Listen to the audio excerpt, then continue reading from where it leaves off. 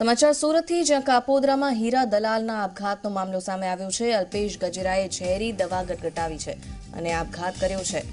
તો મામા સસરા મિત્રે રૂપિયા પડાવી લીધા હોવાનો આરોપ છે અને રૂપિયા 42 લાખ આપ્યા હતા ઉછીના, ત્યારે તેને લઈને જ આત્મહત્યા કરી હોવાનું સામે આવ્યું છે। કાપોદ્રા પોલીસ સ્ટેશનમાં દુષ્પ્રેરણાનો ગુનો નોંધાયો છે। ચેતન પટેલ માહિતી સાથે જોડાયા છે। ચેતન, આત્મહત્યા કરવામાં આવી છે, શું છે વધુ વિગત?